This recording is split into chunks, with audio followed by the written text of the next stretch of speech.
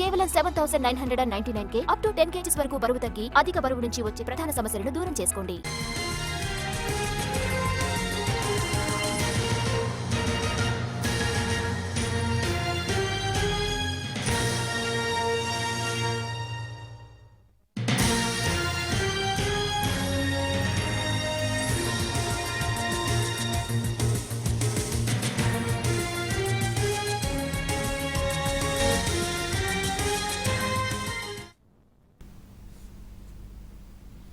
ప్రశ్నోత్తరాల అనంతరం లడ్డూపై చర్చకు ఏపీ మండలి చైర్మన్ ఆమోదించిన క్రమంలో ఆసక్తికర పరిణామాలు చోటు చేసుకుంటున్నాయి.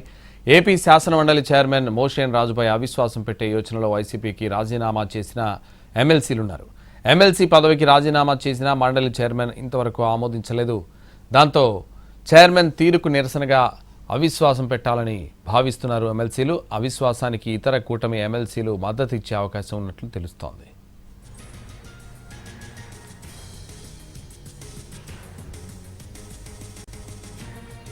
ప్రశ్నోత్తరాల అనంతరం లడ్డూపై చర్చకు ఏపీ మండలి చైర్మన్ ఆమోదించిన క్రమంలో ఆసక్తికర పరిణామం చోటు చేసుకున్నాయి. ఏపీ శాసనమండలి చైర్మన్ మోషేన్ రాజుపై అవిశ్వాసం పెట్టే యోచనలో వైసీపీకి రాజీనామా చేసిన ఎమ్మెల్సీలున్నారు.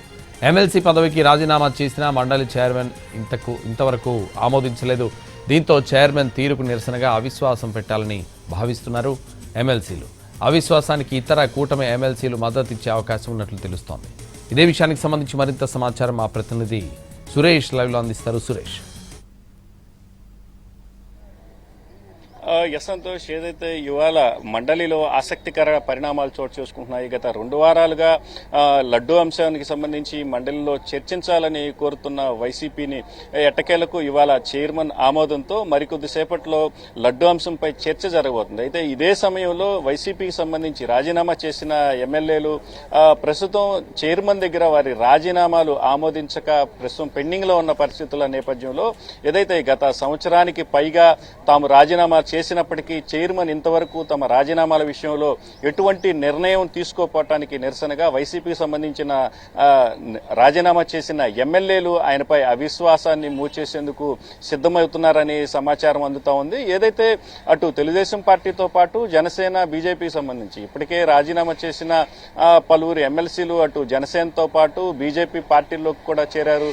మరి రాజశేఖర్ తెలుగుదేశం పార్టీలో చేరిన పరిస్థితి అయితే ఉంది. మొత్తం మీద 3 పార్టీలకు సంబంధించి సభ్యులు 3 పార్టీల్లో చేరిన నేపథ్యంలో అటు టీడీపీ, జనసేన, బీజేపీలు కూడా వీరికి మద్దతు ఇచ్చే అవకాశం ఉంది. మరోవైపు జయమంగళ వెంకటరమణ వంటి వారు కోర్టును కూడా తమ రాజీనామాలను ఆమోదించాలని కోర్టును కూడా ఆశ్రయించిన నేపథ్యంలో అంటే వాళ్ళు నిజంగానే మండలి చైర్మన్ పై అవిశ్వాస తీర్మానాన్ని మూవ్ చేస్తారా, ఏం జరగబోతుందనేది మాత్రం ఉత్కంఠగా మారింది. ఏదైతే ఇవాళ ప్రశ్నోత్తరాల అనంతరం లడ్డూపై చర్చ ఉంటుందని మండలి చైర్మన్ వైసీపీ సభ్యులకు స్పష్టం చేసిన నేపథ్యంలో దానిపైన చర్చ జరగాల్సి ఉంది. అయితే ఈలోపు వాళ్ళు ఖచ్చితంగా ఇవాళే అవిశ్వాస తీర్మానంపై ఒక నిర్ణయానికి వచ్చి అవిశ్వాస తీర్మానంగాని ప్రవేశపెట్టే పని అయితే మాత్రం పరిణామాలు ఆసక్తికరంగా మారున్నాయి. ఇవాళ కూడా సభలో లడ్డూ అంశంపై చర్చ జరుగుతుందా, లేకపోతే వైసీపీకి సంబంధించిన రెబల్ ఎమ్మెల్సీలు చైర్మన్ పై అవిశ్వాసాన్ని మూవ్ చేసిన తరువాత ఎలాంటి పరిణామాలు చోటు చేసుకుంటాయి,